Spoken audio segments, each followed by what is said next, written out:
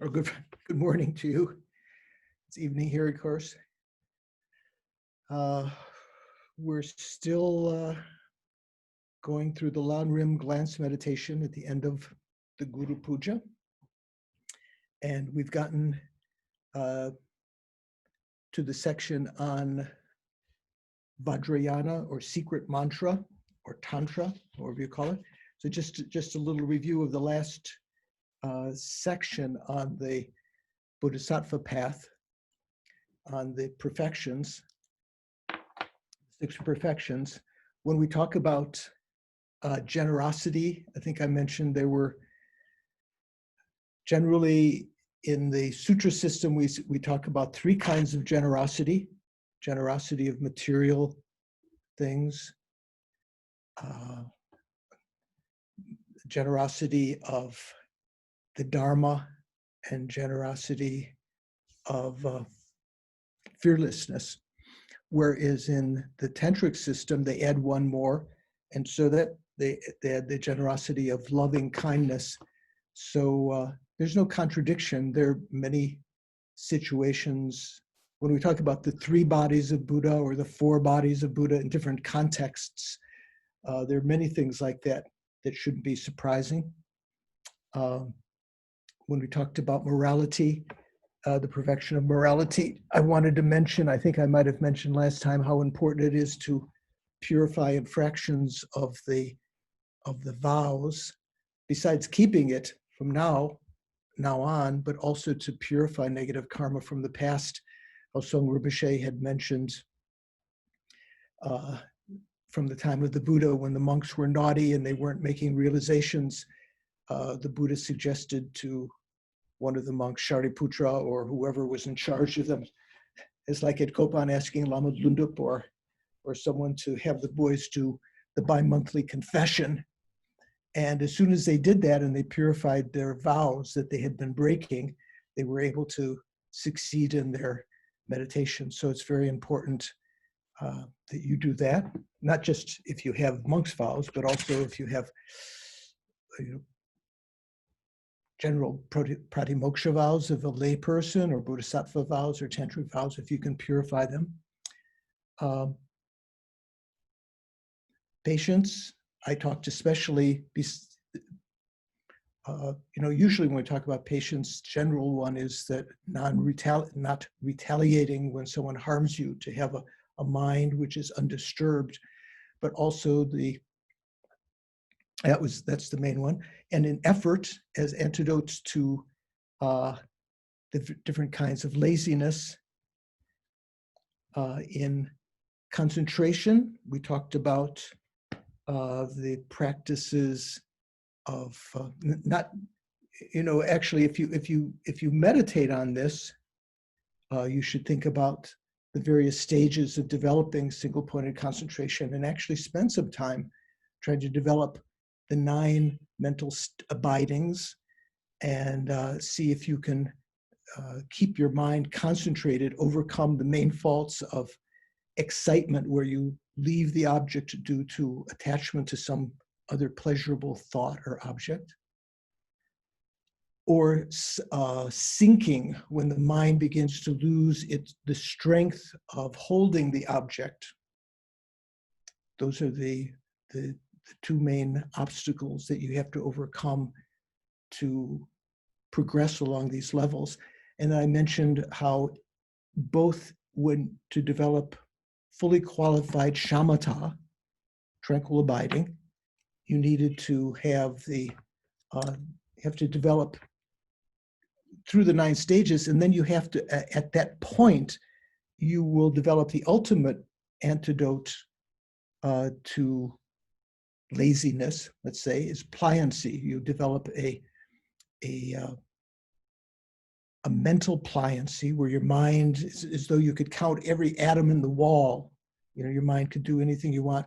Then you develop a physical pliancy, when the airs within the body, between the skin and the flesh and so forth, are stabilized, become serviceable. You can do many physical things. And then you develop a bliss of physical pliancy immediately upon having cultivated that. And finally, a bliss of mental pliancy. This is on shamatha. And when that bliss of mental pliancy finally stabilizes, at first it's so great that it's almost becomes a little bit of an obstacle to concentration. It said, when that begins to subdue, you have developed fully qualified shamatha. Now, there's something similar on the wisdom when you develop Vipassana in the perfection of wisdom, because in the verse that we talked about before, sort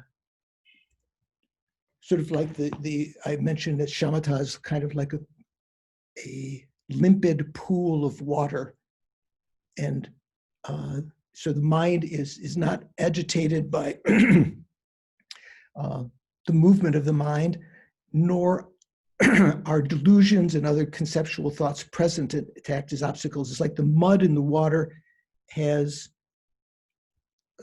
fallen, naturally, and the pool of water doesn't have any ripples or waves on the surface. When you want to analyze within that, say if you have single point of concentration on emptiness, that's very good, but within that single point of concentration, you don't yet have the ability to analyze the meaning of emptiness further to develop the wisdom aspect, which is what you do in Vipassana. I mentioned there were two kinds of Vipassana. Mundane Vipassana, where you contemplate the defects of the desire realm, first of all, and the good qualities of the first concentration again and again, and successively analyzing and applying the antidotes to keep the mind stabilized. Eventually, you go through various stages, and at the end, you also develop another set of mental pliancy, physical pliancy, bliss of physical pliancy, and bliss of mental pliancy, which are greater than that which was accomplished during shamatha. And at that point, you have fully qualified Vipassana, which is a union of shamatha and Vipassana. We talked about the illusion-like Samadhi. I'm reading some notes I put on my iPhone just to remind myself of some things here. Let me put this down here. The illusion-like Samadhi in post-meditation, when you arise from the meditation on emptiness, where the only thing that appears to you is the mere negation of inherent existence, which is like space, called space-like meditative equipoise. When you arise from that and you're looking around and your mind becomes normal again, your ego appears to you, things appear to be inherently existent, but due to the force of having experienced the emptiness as clearly as you can, by the force of that, things have a certain rainbow-like quality, you would say. Not that they have colors to them, that they don't seem as real as they did before. It's almost like chuckling, like, oh my gosh, I can't believe this. It's appearing like that, although I know it doesn't exist, especially when you meditate on the emptiness of the self. You arise from that, and it's quite remarkable. So one thing that you can think of, if you're like me, lazy, you can rationalize watching TV or going to the movies or something. Kirti Senchab Rinpoche, one of our great tantric gurus, who was a teacher of the Dalai Lama, also for Kala Chakra, he used to say that was very good, that looking at the screen, maybe you're looking at me right now, or you're looking at, television or something, recognizing how you can get involved in that sometimes. Oh, Brad Pitt has just been stabbed with a spear or whatever. Recognizing how the world to us is like that. It looks real, but it is actually empty of that. Maybe movies are a good example like that. We talked about the special Madhyamika view, that was sort of in the verse it says is the intention of Nagarjuna, that cause and effect and emptiness, these two things, when we talk about how to think about conventional reality, cause and effect work, they're infallible, they're incontrovertible.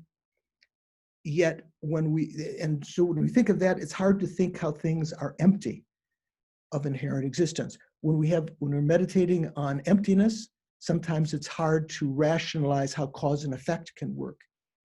When through familiarity over a long period of time, you see that they are not contradictory, but actually mutually supportive of one another, that's when you're said to have the correct view.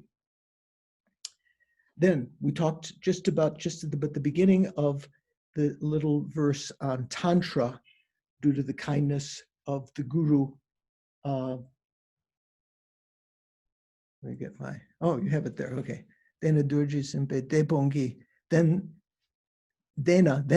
Durji Zimpe Depongi, by the Depon means the leader, Durji Zimpa means who holds the Vajra, that refers to the Guru, not Vajradhara.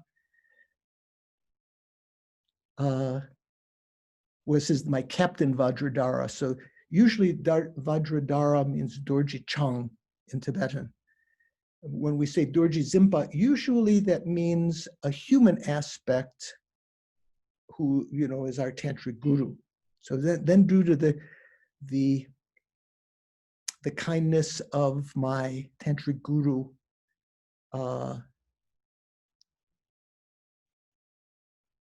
through the kindness of, then crossing the depths, entering Jingelte actually, rather than saying crossing the depths, Jingelte means sort of entering into, like at the shore, the point between the land and the water is the Jingel. So entering into that ocean of tantras, the Kriya Tantra, the Charya Tantra, Yoga Tantra, highest Yoga Tantra, the four sets of tantras, due to the kindness of our tantric guru, we please grant us blessings to keep the vows and commitments, the dompa and the samayas, which are the root of all of the attainments. So that's very important. In the Gelugpa tradition,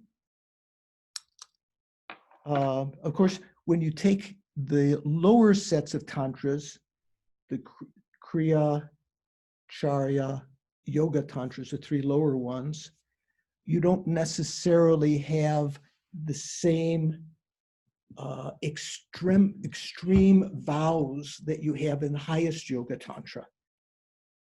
Generally, you take the Bodhisattva vow, and in some interpretations in the Gelugpa tradition, we say if you take the Bodhisattva vow, you have to have as a basis pratimoksha vows, at least of a lay person. But when you take the highest Yoga Tantra vows, like the of Yamantaka and Hiruka and Vajrayogini and so forth, Tara Chittamani, the highest Yoga Tantras, you also have more sensitive tantric vows. And so and samayas and promises that you make that you are going to keep. So one way in the Gelugpa tradition that we try to keep that, which you don't find so much in the Sakya or Kagyu or Nyingma, we have something called the 6-session yoga.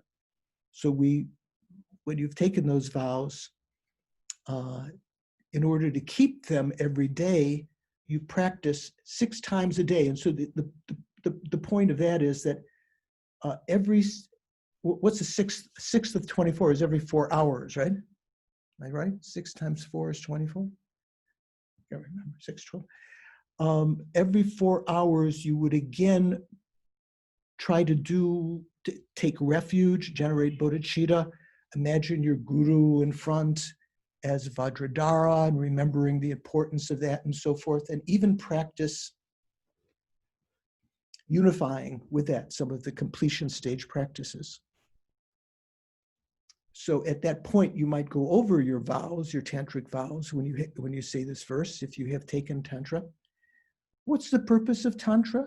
Tantra is a special method that the Buddha taught to quickly accumulate the collection of merit and wisdom, which on the bodhisattva path, even when you have bodhicitta and wisdom and so forth, it might take you 3 countless great eons to accumulate the merit and wisdom to achieve enlightenment. That's the usual amount of time. 3 countless great eons. So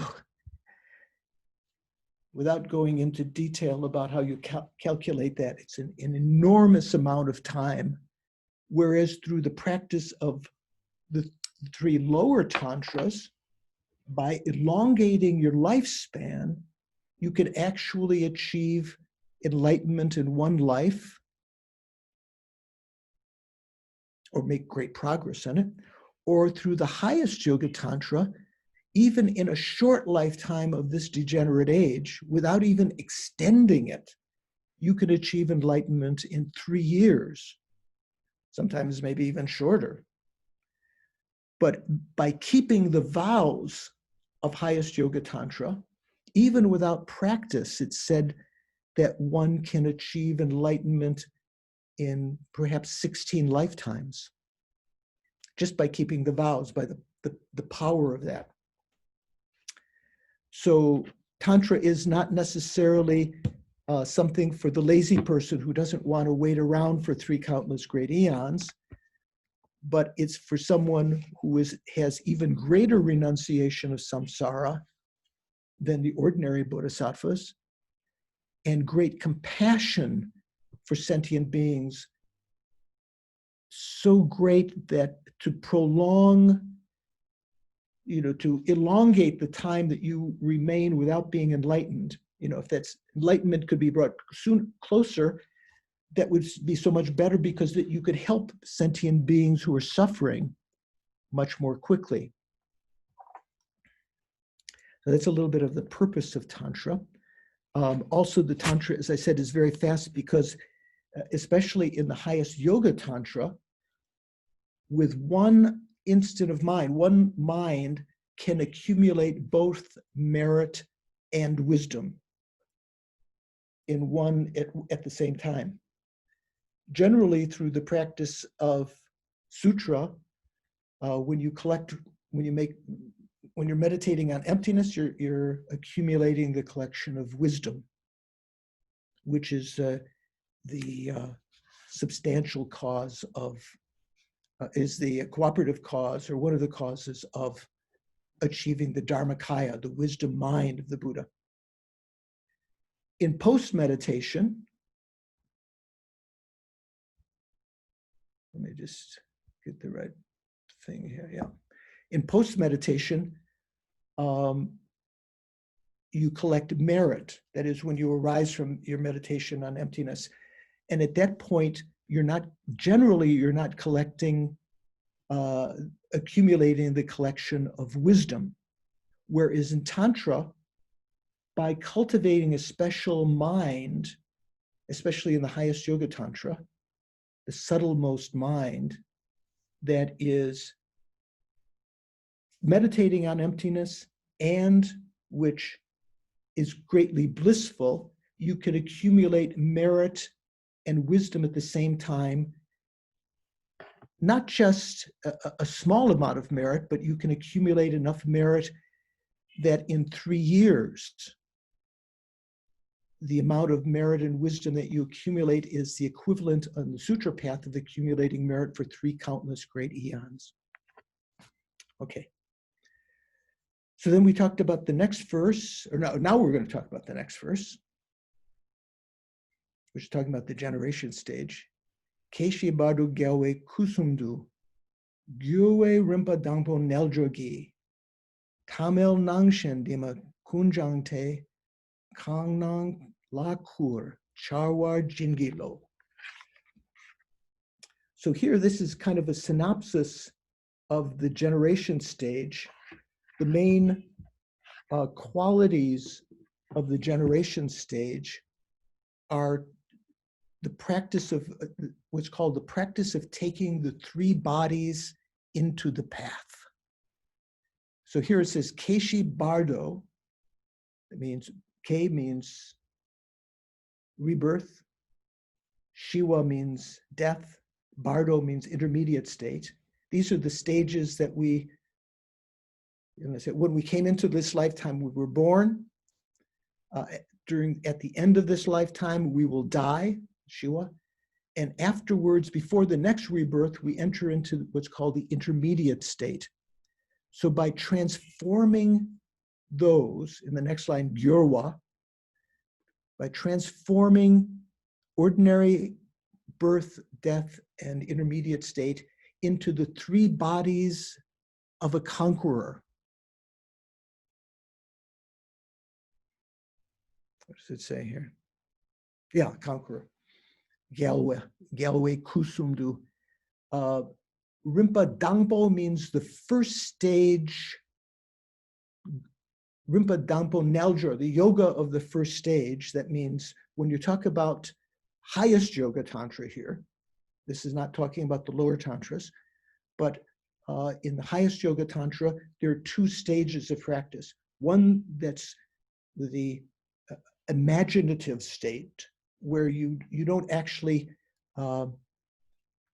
change birth, death, and intermediate state, but by the power of your visualization, you leave the imprints to be able to do that on the second stage that's called the completion stage. So the imaginative stage is what's generally called the generation stage, Kerim. And the completion stage is when you actually do the yoga practices that can actually transform birth, death, and bardo into the three bodies. When we talked just earlier, when I was talking about the three bodies of Buddha, here it means rebirth into the Nirmanakaya, death into the Dharmakaya, the intermediate state into the Sambhogakaya, or enjoyment body of the Buddha. So how do you go about doing that? First of all, after having received an initiation and beginning the practice of a tantric deity, a yidam, one meditates on the emptiness of yourself and have that space-like appearance arising, within that space-like appearance, arising as the deity. So the process here in highest yoga tantra is a similitude of the process of death. That is, when we die, the various pranas within our body, the chi, the winds within our body, begin to absorb to the heart chakra when you actually die. You can cause those winds to also absorb through meditation, but at this point, you're just imagining what this is like. When the earth element absorbs near the time of death, various manifestations of your organs begin to degenerate and so forth. And there is an appearance to the subtle mind of a quivering like a mirage. At this point, the earth element is absorbing.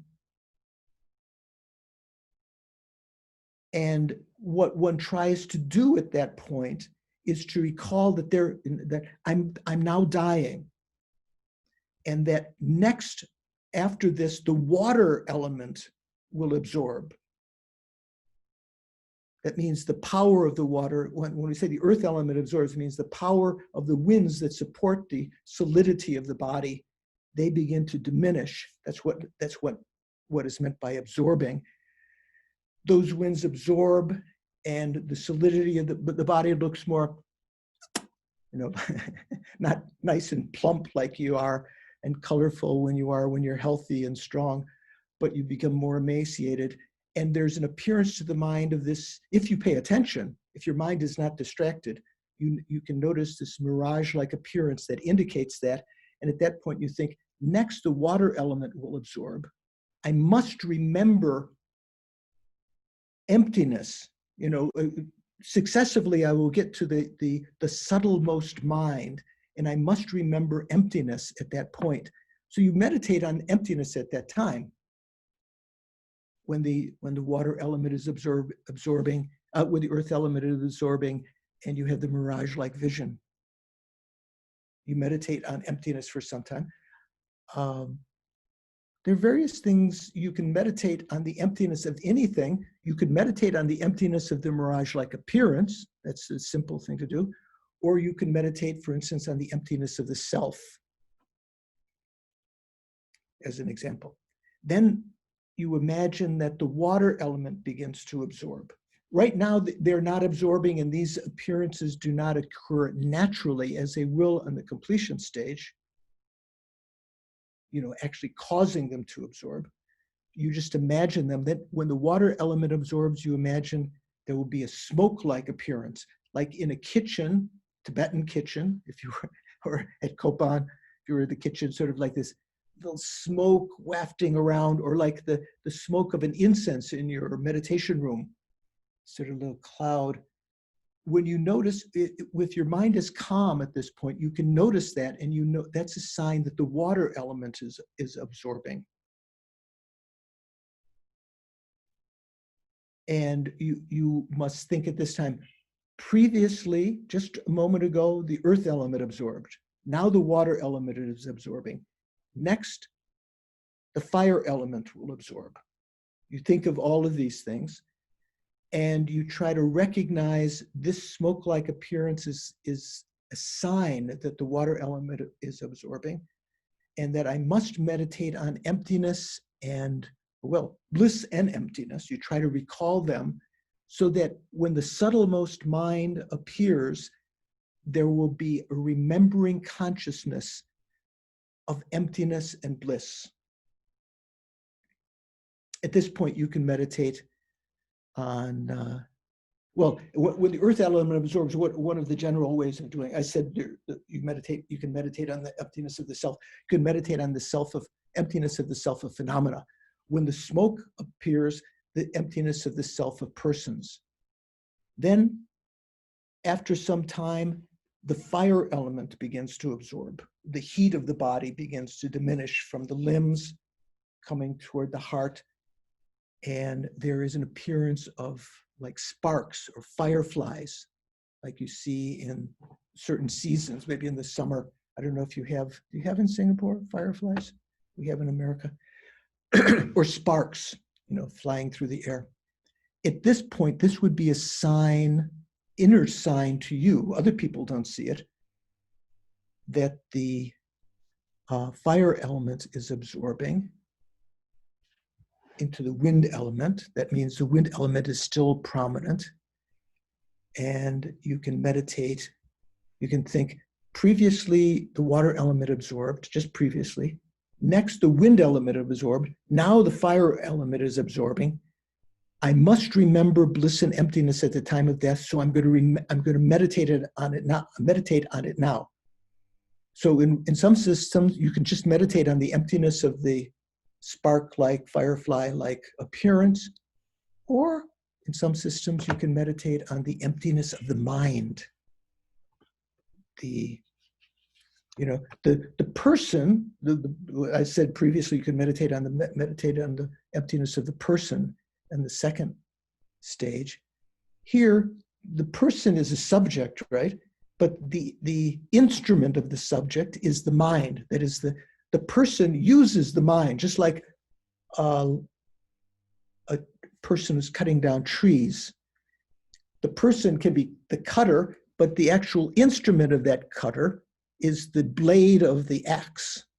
So in a sense, the mind is the instrument they're both subjects. So you can meditate on the emptiness of the mind, like in Mahamudra. Then the air element begins to absorb. And there is an appearance of like a dying butter lamp. Sort of like, different interpretations of different lamas. I think it depends on your own constitution. Can be kind of a bluish kind of, light that begins to go up and down, or a little bit red, yellow, red. This is an indication that the air element is absorbing.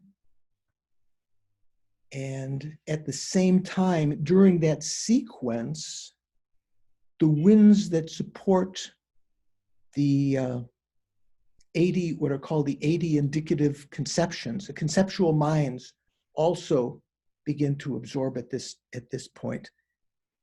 So at that point, you can think, previously the fire element was absorbing, now the wind element is absorbing. Next, what's called the first of the subtle minds, the mind of white appearance, will be arising. I must remember emptiness and bliss at the time of death. So I'm going to meditate on that now. You try to recall the experience of bliss. Right now it's simulated.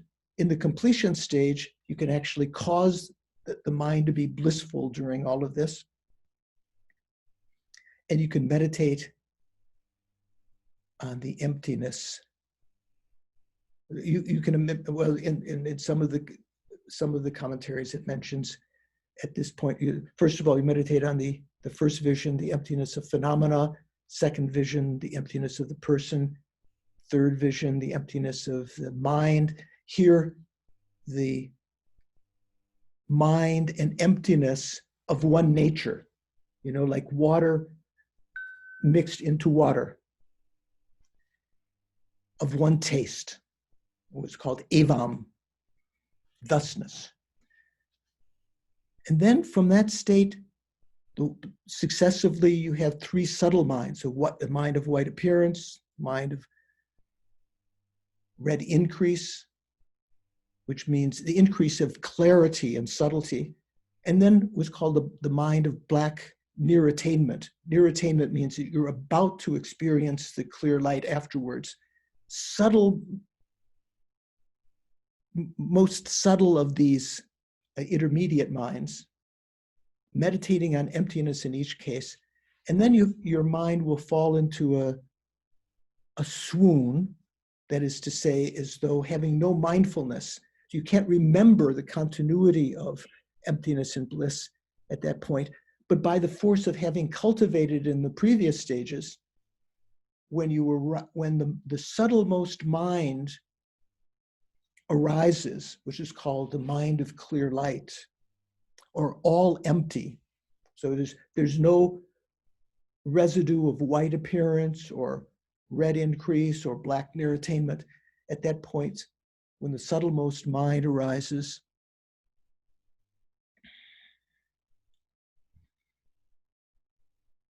there's all empty. That's the appearance to your mind. And you have to recognize at this point in highest yoga tantra, in this generation stage, you think, what I'm experiencing now means emptiness. This is the emptiness of inherent existence. What is appearing to your mind at first, to an ordinary mind, is not emptiness itself. It's just this natural state, clarity, which is devoid of any content, devoid of any conceptions and so forth. Through the force of your having remembered through these stages, you can have an experience of remembering the meaning of emptiness and integrating it into that all empty, that this is emptiness. You also try to recall great bliss, and that I am the Dharmakaya. This is my Dharmakaya experience. This is what will come in the future. I won't go into more detail about this. It's just when I talk about taking the three bodies into the path, but when you arise eventually through a succession of practices, first arising as the Sambhogakaya, enjoyment body of a Buddha, which is the body that the Buddhas used to teach the Arya Bodhisattvas. It's not used to teach ordinary sentient beings. From that, you arise as the Nirmanakaya, the aspect of the Buddha's body, like Shakyamuni Buddha, that actually teaches ordinary sentient beings. You arise in that, in your meditative state. You imagine yourself as Yamataka or Tara or Chenrezi, Avalokiteshvara, or Vajrayogini, whatever.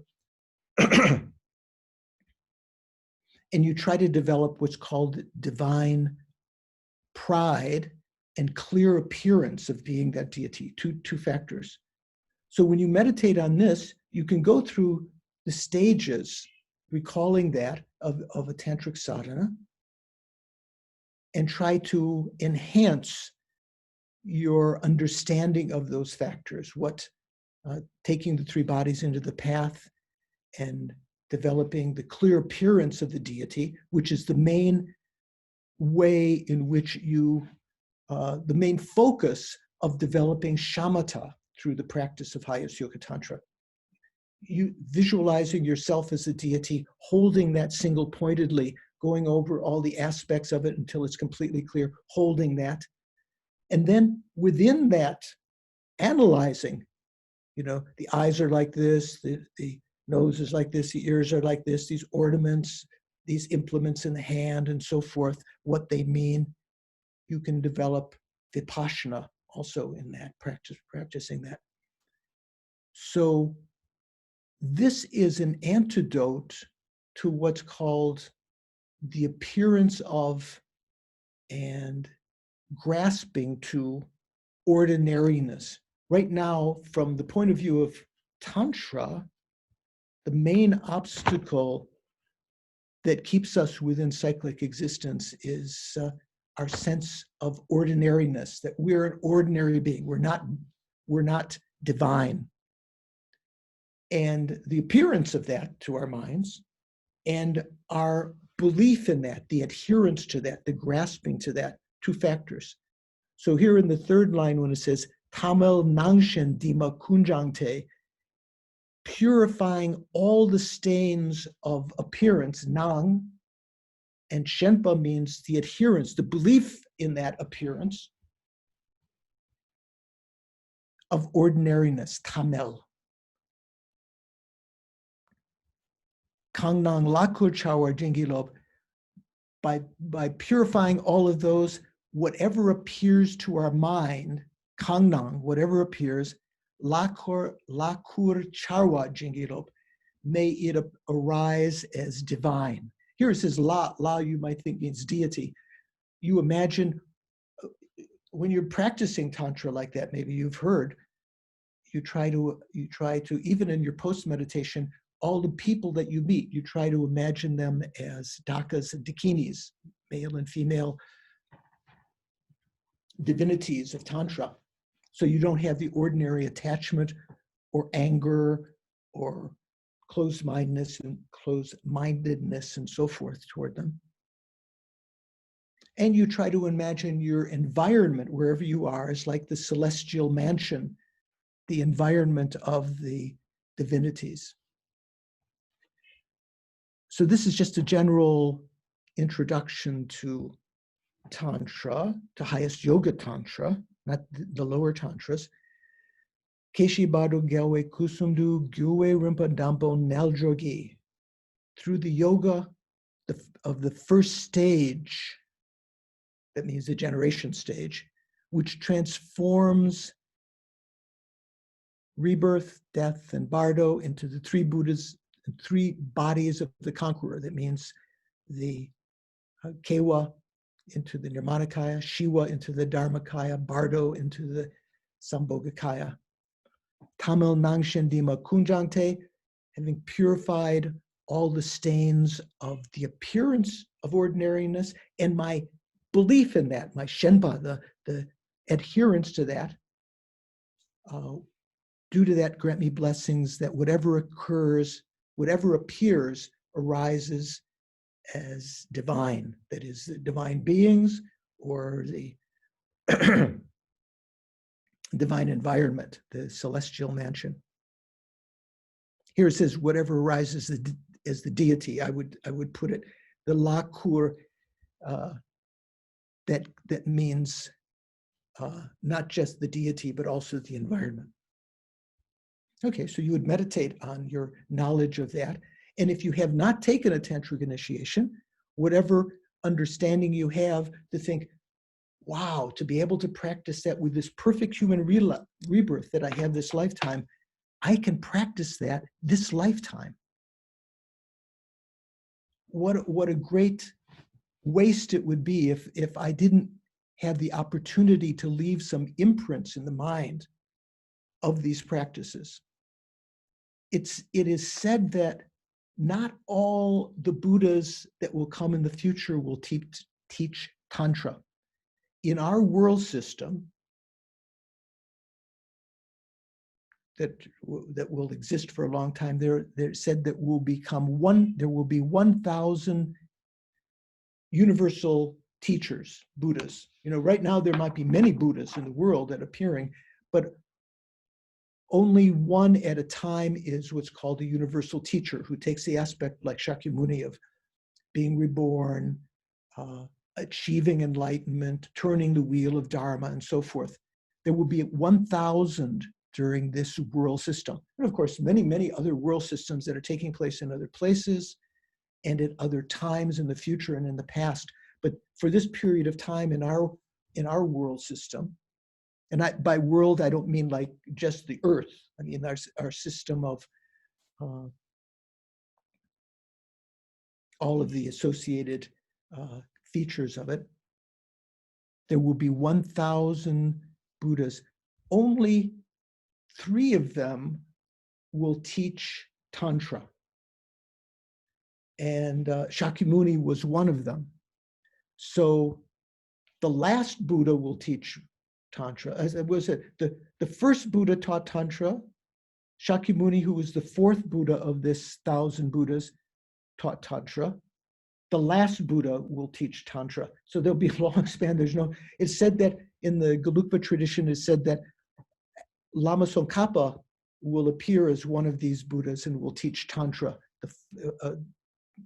also sometime there. But it's very, very rare.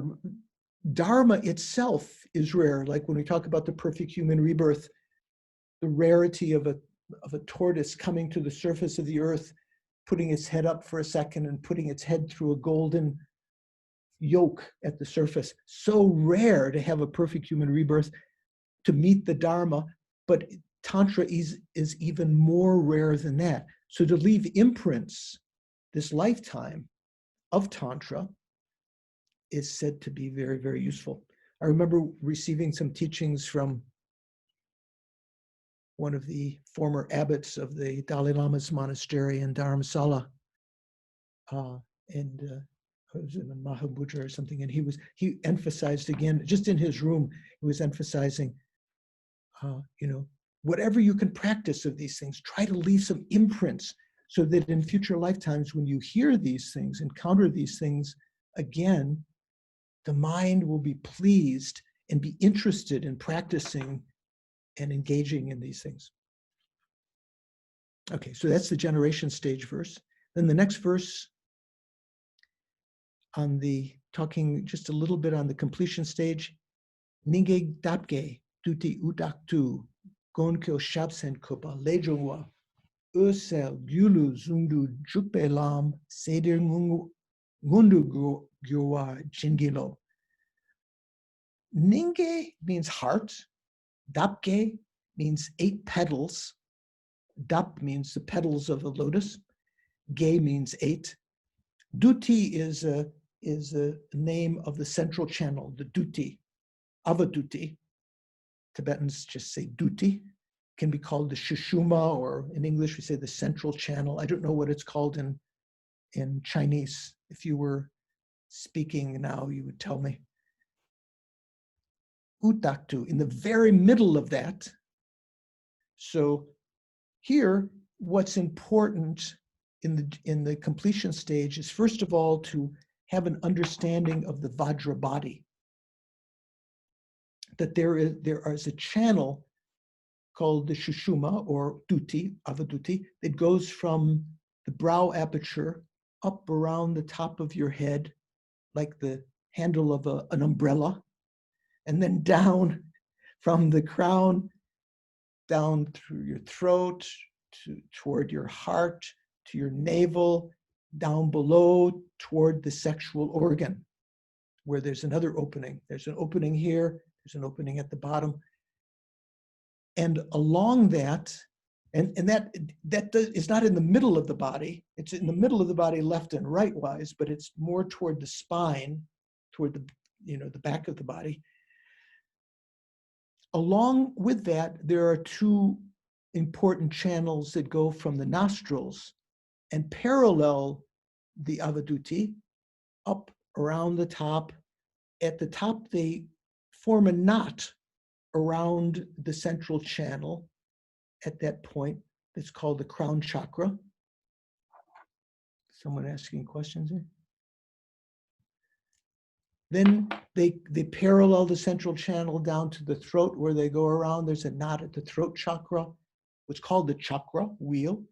And then to the heart where they both go around 3 times. That's the heart chakra has 3 knots, down to the navel chakra where there's another knot, down to the secret chakra and so forth.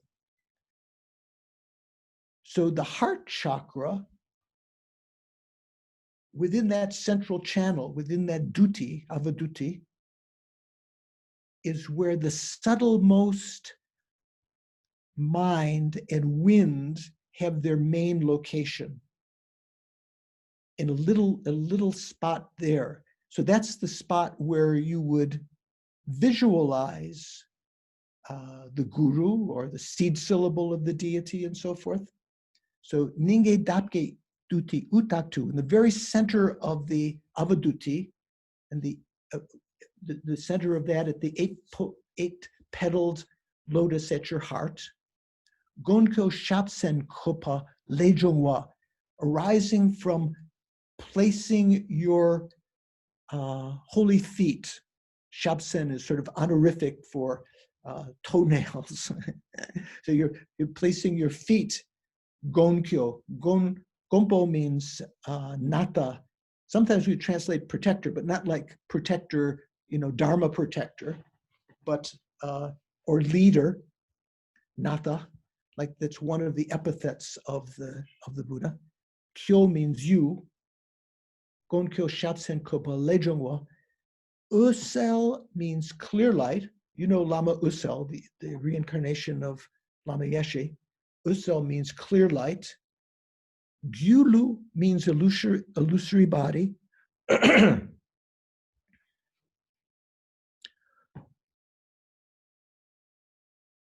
Zumdu Juk means unification. Jukbe Lam means the path of light, of clear light, illusory body, and unification. Here to actualize in this life the path of uniting clear light and illusory body. So it actually means 3 things. It's not just uniting them, but in the sequence of the completion stage, developing the clear light, the illusory body, both impure and pure illusory bodies, and then the unification of clear light and illusory body. Sedir Ngundu Gyurwa Jingiro, grant me blessings to actualize this ultimate achievement in this life. So when we talk about the completion stage, let me open up here again. The main practice here is what's called the practice of the 9 mixings. In the generation stage, the main practice was the practice of taking the 3 bodies into the path, developing divine pride and pure appearance, and of course reciting mantra and so forth. But the purpose of that is to leave an imprint to be able to practice the completion stage, where you can actually cause the winds to enter into the central channel. So you have to know about the Vajra body, the nadis that we talked about. The nadis, if you've been to India, you know that if you go to Delhi, if there's a canal, they call it a nad, or they could call it nadi also, but nad means channel. So we have channels. What are they called in Chinese? Meridians, or something. I don't know what they're called in the Chinese language. So the central channel, the two side channels, the left and right going from the nostrils and so forth, and causing knots at the various chakras. These are part of the Vajra body, but there are also other nadis throughout the body, 83,000 or something. So you have to know about that. You have to know about the winds. There are 5 major winds and 5 subsidiary winds or pranas that travel through these nadis, that act as the support of consciousness and the elements and so forth. And within these nadis are other substances that in Sanskrit are called bindu, drops. Tibetans say calm substances. So there's a white substance and a red substance. Sometimes they're called the white and red bodhicittas. They're called bodhicitta not because, generally bodhicitta is a mind, right? State of mind. These substances are called bodhicitta because they can give rise to a blissful state of mind in the experience of sexual intercourse. The melting of these substances within the nadis, not within the central channel, but within the rest of the body, is supposedly, from a tantric point of view, the cause of that blissful experience, which is generally terminated at the time of, having sexual, the culmination of sex.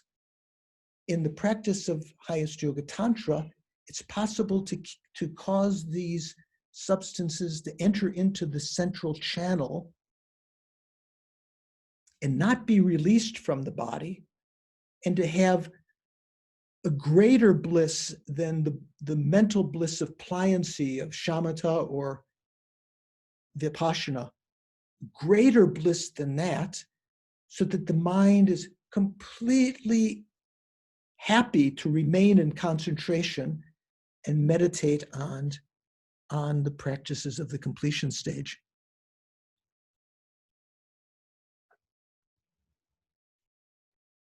I'll just mention, those of you who have studied, you can go over the nine mixings. So we usually say mixing, there are 3 mixings of waking state, sleeping state, and death. So what does that mean? That means the waking state is when you try to actually cause the absorption of the winds into the central channel due to the force of, say, meditating at your heart chakra, a little deity. In some cases, in general, you might say a white Vajradhara, white because the wind that is going to be the cause of this is the life-supporting wind, which has a white color. So whatever you do, when you do your mantra recitation at the heart chakra and so forth, or visualize a wisdom being there, or a syllable at its heart and so forth, that helps to draw the winds into the central channel through the force of that, or through the force of tumo, the inner fire at your navel chakra, or the force of Vajra recitation, Om Ahung. You can cause the winds to enter into the central channel, and you experience in succession the mirage-like vision, smoke-like vision, firefly-like vision, the dying butter lamp vision.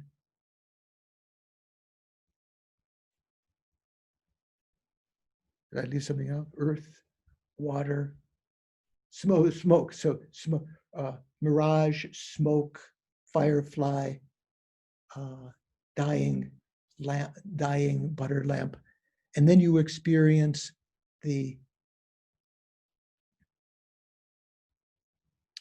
white appearance when the subtle mind becomes subtler, the red increase. Well, the white appearance is when the bindu at the top of your head begins to descend down the avaduti to the heart chakra. When the red element at your navel chakra begins to ascend, go up to the heart chakra from the navel, you experience a subtler mind of red increase. And then when the two meet at the heart chakra, covering up the subtlemost mind and wind there, you experience a black near attainment. And when that finishes, the two elements separate again, the subtlemost mind and wind are perceivable. The subtlemost mind appears as a clear light, and the subtlemost wind will take the aspect of the body of the deity at your heart chakra. So that's called mixing, the waking state mixing with the, up to the clear light mixing with the Dharmakaya, and then arising from that in the illusory body at a separate place from the subtlemost wind, like the dreamlike body arising. That's called mixing, the waking state mixing with the Sambhogakaya.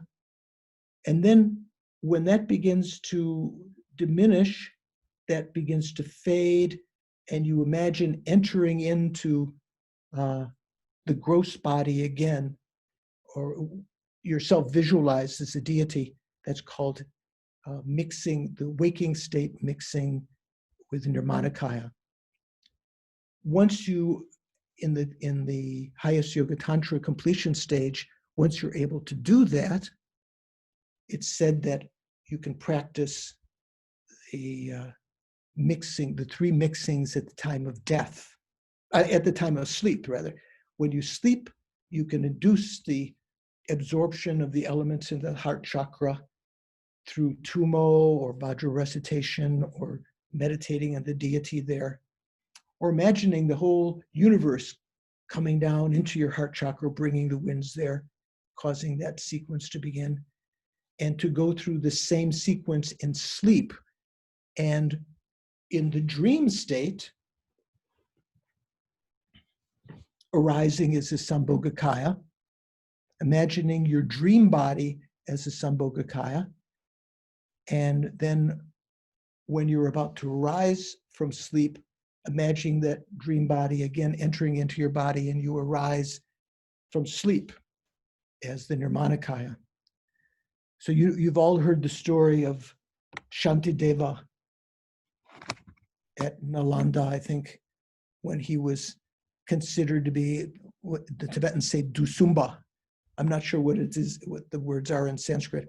Dusumba means someone with just 3 periods of their life: eating, sleeping, and defecating. So it's like he's just like some incredibly lazy person or something. Actually, he was practicing the completion stage of mixing the 3 kayas at the time of sleep. I remember Lama Sopa Rinpoche praising Lama Yeshe after Lama had passed away, and saying, when Lama would take a nap in the afternoon, this was not an ordinary nap. He was actually practicing the 3 mixings at the time of sleep, causing all the winds to absorb, experiencing the space, the clear light mind, which is like Dharmakaya, and then arising from that in the dream body, which is like mixing it with Sambhogakaya, and then arising, when you arise from that dream body body your body again and arising as yourself as a deity like Nirmanakaya. If you're proficient in those processes, you can practice the 3 mixings at the actual time of death. So when you actually die, you can recognize the natural dissolution of the elements into the central channel at the heart chakra, and meditate on emptiness during the clear light state of the mind. You know, when the lamas die, we say, don't touch their body because they're meditating on the clear light. Then when they, rather than entering into the ordinary bardo state, intermediate state, they arise as an illusory, into the illusory body as a substitute for the intermediate state. And with that illusory body, they can actually take rebirth into the egg and sperm of a mother and father in the human realm, and be recognized, what we say tulku, you know, in Nirmanakaya, as a emanation body. So to think, even if you haven't received initiations to be able to practice these things, to think, wow, what a great use I can make of this lifetime with this perfect human rebirth. When you go back over the glance meditation every day, to think, when you meditate on the perfect human rebirth, think, I could achieve, you know, shamatha, vipassana, generation stage, completion stage realizations this lifetime, or leave imprints of them. You know, what a great waste if I don't. Okay, so that's just a quick mention of that. Then the next verse, Lamna masin chiwe duchena, sentap sangya lame poani, tobna yandak jawe, damnaki, dakpe shindu joa jingilo. Lamna masin means if the essential points of the path have not been completed, masin, you haven't grasped the essential points, chiwe duchena, at the time of death. So that means if you haven't been able to practice the 9 mixings, you know, you haven't actually in meditation caused the winds to absorb so you can recognize them.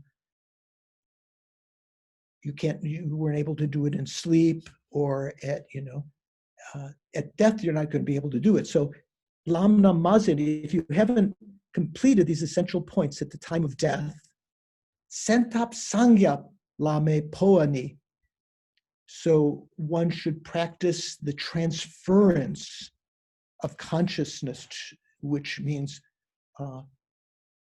to cause the subtlemost mind and wind that's within our body to leave. When you've seen near the time of death, if you've seen the signs of impending death, and there are certain signs that you can hear from the tantric teachings of that you are soon going to die, and even after you've applied antidotes to try to stop those, the onset of death, you know, certain kind of Vaz meditation and other things, if they don't work and you're definitely going to die, rather than having an ordinary death alone, to transfer your consciousness to a pure land, which you probably have had the opportunity of receiving teachings from Lama Zopa or other lamas. It was called Poa. So when it says, send up Sangya, Sangya means, how does it transfer it? By forceful means, to enlightenment. Sangya doesn't mean to enlightenment. In Guntra Dharmabhadra's commentary here, it says what that means is that by transferring your consciousness to a tantric pure land and being able to practice there tantra in that pure land, you will definitely achieve enlightenment that way. So that's the sense of Sangya here. It doesn't mean that by the forceful means to enlightenment, to the forceful means of being able to become enlightened through the tantric practice. And here it's translating Guru's transference. Again, Guntra Dharmabhadra's commentary says that doesn't mean Lama like Guru. What it means is when we talk about Lana Mepa, or when we do the various prayers of higher and higher, Gongdu, Gongdu, Lana Me, Lame, Lama here means higher that means to a pure land. So although looking at the words without commentary, it looks like it's saying on the Guru's transference, the forceful means to enlightenment. It actually means this special method. When it says forceful means, special method to go to a higher, the Lama, the higher pure realm, tantric pure realm, Dakbe Shingdu, George, and to progress to that pure land. And here it says, Togna Yangdak Jawe Damnaki, with the joining, the oral instruction which joins this poa with the 5 forces that we talked about earlier. And one of the questions at that time when we talked about Lojong, the practice of one lifetime can be summarized in the 5 forces, force of the white seed and so forth. Here at the time of death, there's a slightly different interpretation of those 5 forces. So you can find that in other texts also, but here, did I write them down? I can't remember.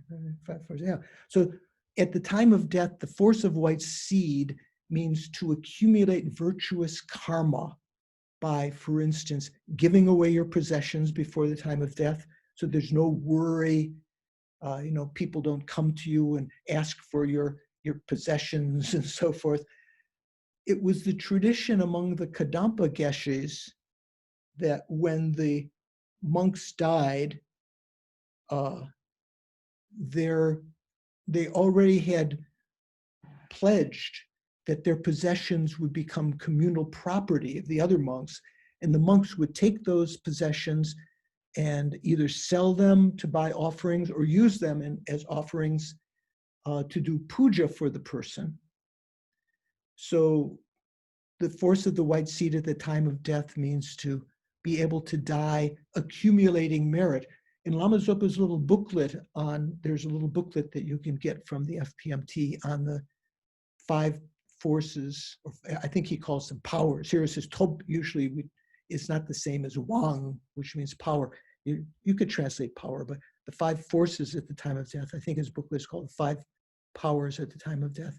So you can read that for there you go, 5 powers near the time of death. So you can find a lot of information there on these.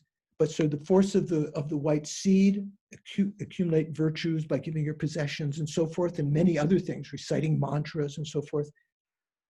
The force of prayer means that in your future lifetimes, praying that you will be able to practice these higher practices of the Bodhisattva and the Tantric path in all your future lifetimes. Let me see, did I have it right here?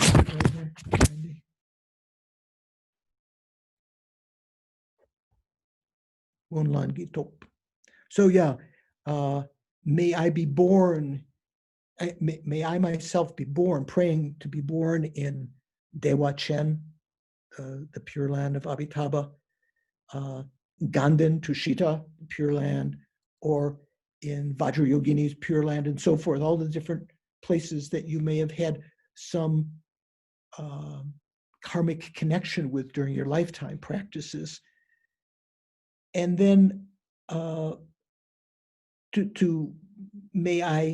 praying that may I transfer to these higher realms and there be able to practice these methods to achieve enlightenment. That's called the power of prayer, force of prayer. The force of repudiation, seeing self-cherishing and self-grasping as the principal enemies.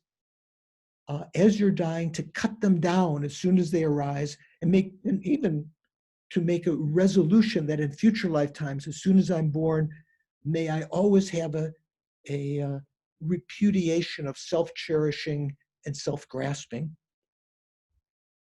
And then the force of intention to make a very strong practice. I will practice in these ways, in all my future lifetimes. And the force of familiarity or force of meditation means to do these practices again and again.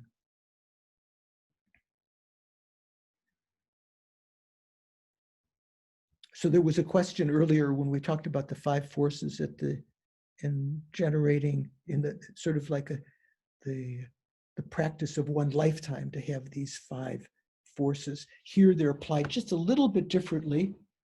And those of us like myself who are getting older, good idea, to plan these things. Maybe you can even, try to make a will and leave your possessions to, the center or to your teachers or to the Dalai Lama, or to make, to create a what's it called, some kind of legal entity where your things will be used to support other sentient beings. So next time we will go over the last verses, maybe just as an introduction, just the next verse, just to put it up there. So the next, there are 2 verses of prayers, and then the dissolution of the merit field coming to your heart, and then dedications. So these we will talk in the last session next time. Dorna Keshin Kewa Tamchedu Gonkyo Kyoki Delme Jesungne Kusun Tuki Sangwa Kunsinpe Seiki Tur Gyua Jingilo. So in short, Dorna Keishin Kewa Tamshidu, in all my lifetimes, again and again, rebirth after rebirth, Keishin Kewa, Tamshe means all, and all of them, Gompo Kyoki Delme Jesungne. Gompo again is referring to Natha, means, here I think they translated as protector. Here they translated as savior. Earlier they translated as protector. Gompo is an Indian word nata, which doesn't always mean like a protector, like in the protector deity, but someone who leads you. So, a leader, holy leader. This is another epithet of Buddha, or to your guru, Kyoki, you leader, being inseparably cared for you in all my lifetimes, life after life. Kusun tuk, that means kaya, chitta, kaya vak chitta, body, speech, and mind. Kusun tuki sangwa kunsinpe, by holding all the secrets of your body, speech, and mind, being able to actualize them.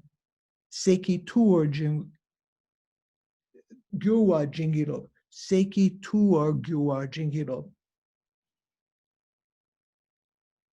Said they're holding everything, and thus become your chief disciple.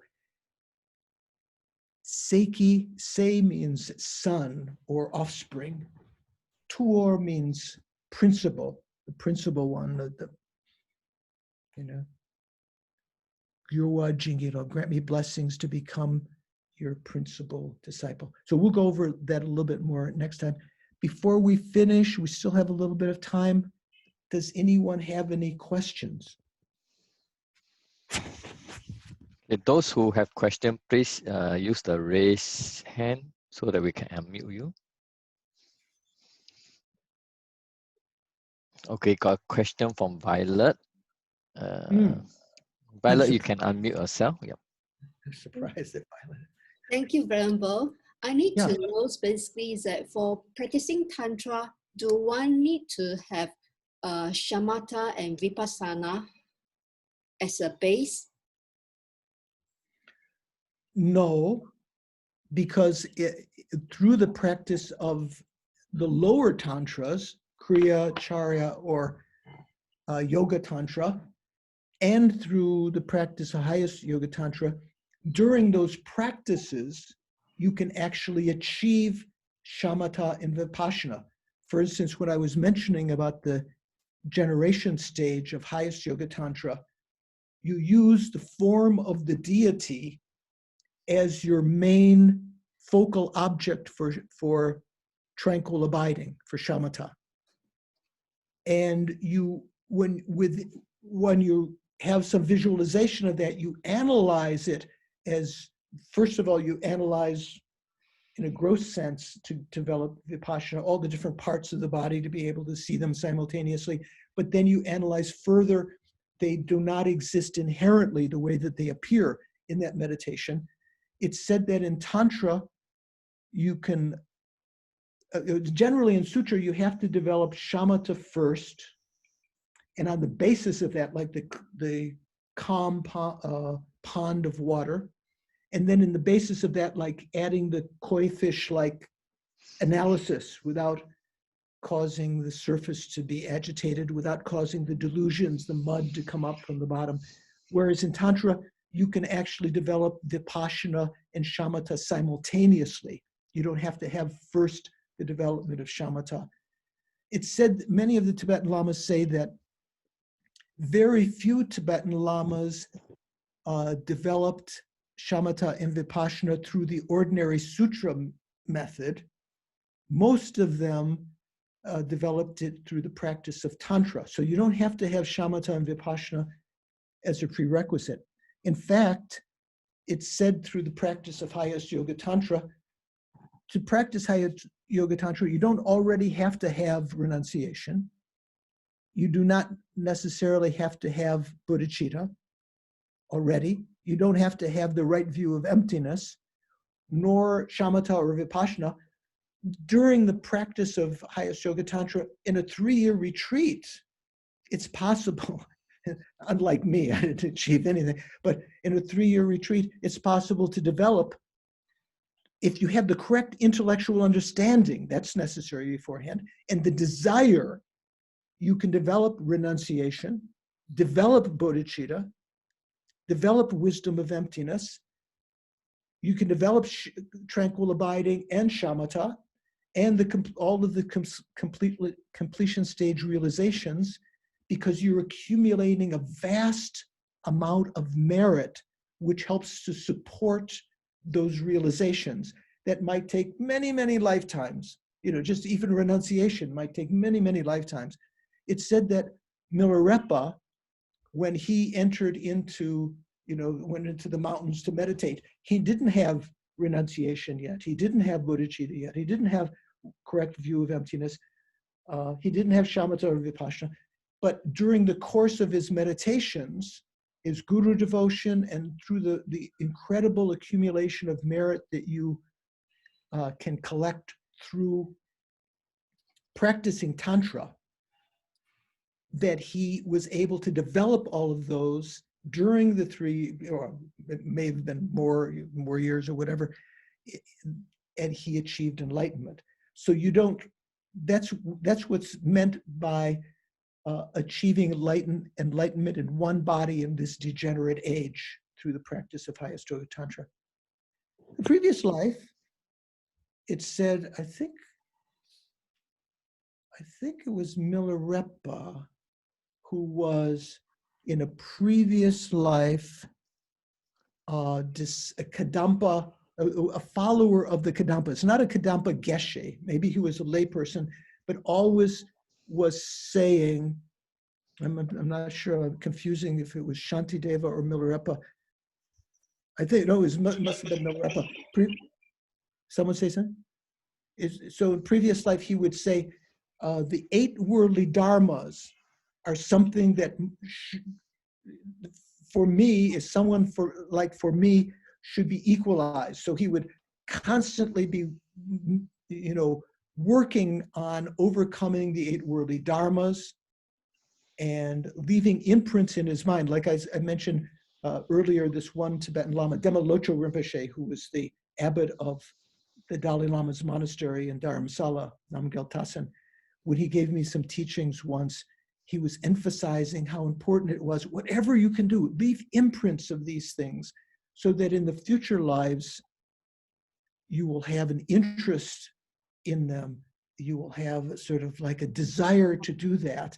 And you'll have, it's like leaving the seeds, the imprints of them. So whatever we can do now, when you do this glance meditation, to think how wonderful in the future may I be able to practice these things. Okay.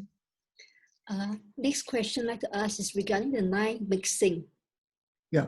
Is it split into 3 for the waking, 3 for sleeping, and 3 for the death?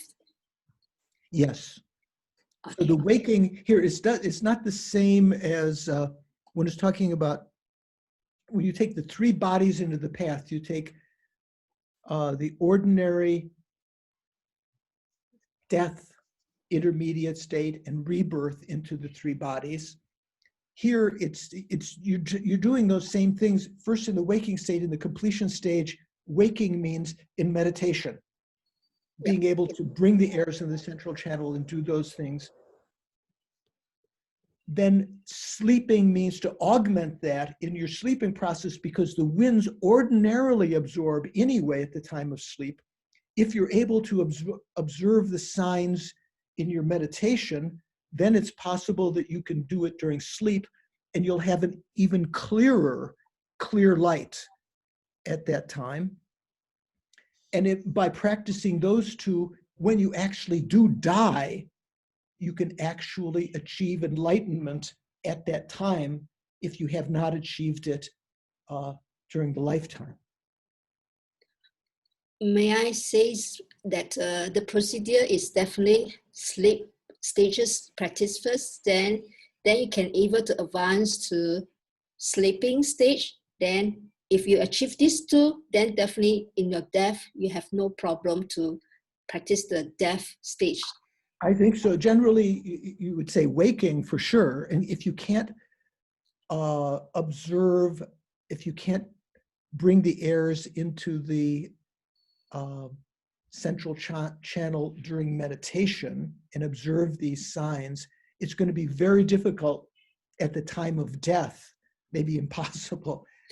So you can augment the waking meditation when you sleep. Like I was telling Shanti Deva, when he was called the person who only had 3 periods, right? Three segments of his life. He was either sleeping, eating, or defecating. But mainly he was sleeping, and when he was awake, he was actually meditating. He'd already previously meditated, but to enhance that, you can do the sleep meditation, because it's going to be even more absorption of the airs at that time. Then, if you're proficient in that, it said, Lama Yeshe used to say, then when you die, it's like going on a picnic, rather than something fearful, like, oh, I'm afraid I'm going to die or something like this.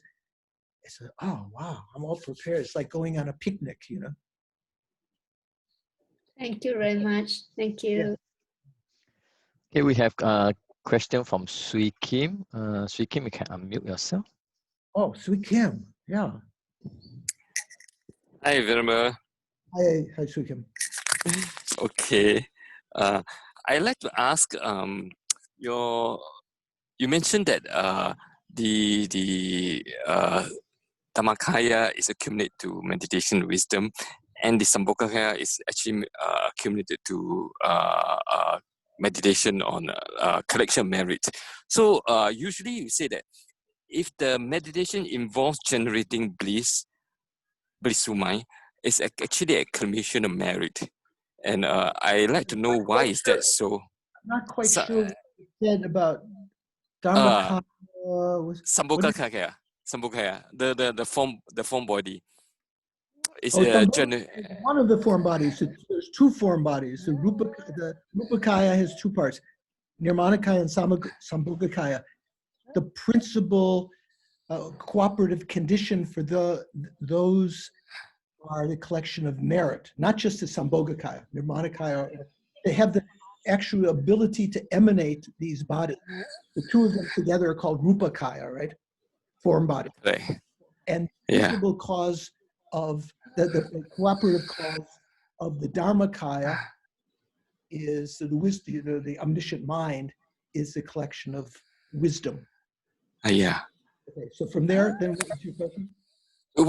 How do you actually like any meditation that generates bliss, is that a collection of merit? And how do you actually merge the two, collection of merit and wisdom at the same time, you know, with one mind? Yeah. So any kind of bliss is not necessarily collection of wisdom. If you eat a good durian, or are you sitting in the No, garden? I'm talking about meditation that Garden, generates bliss. having a nice coffee and croissant. That's not collection of merit necessarily. You could, if you visualize yourself as a deity, or if you offer to the guru at your heart, you could be collecting merit. But when we talk about highest yoga tantra, when you're able to develop a clear light through absorbing the winds in the central channel, and subsequently through the various practices, there are two things that can happen. You can cause the bindu within your body, the drops within your body, to melt and come into the central channel, so that that subtle mind within the central channel will be constantly experiencing bliss. And also, you can cause, through the absorption of the winds, you can cause the dissolution of the elements, so that the air, the earth, water, fire, air elements, and the white, red, and black appearances successively occur, so that you have the clear light mind. Those two things can happen. One can happen, or the other can happen, or when you get proficient, it's said that you can have them both happening at the same time. So that blissful mind of clear light is what accumulates both method and wisdom. I see. So that particular kind of bliss that has been induced through the practice of highest yoga tantra, conjoined with the clear light mind, that one entity of mind which is experiencing uncontaminated bliss because it's realizing emptiness. It's called uncontaminated bliss because it's experiencing emptiness. And that's accumulation of merit and wisdom. I see. Okay.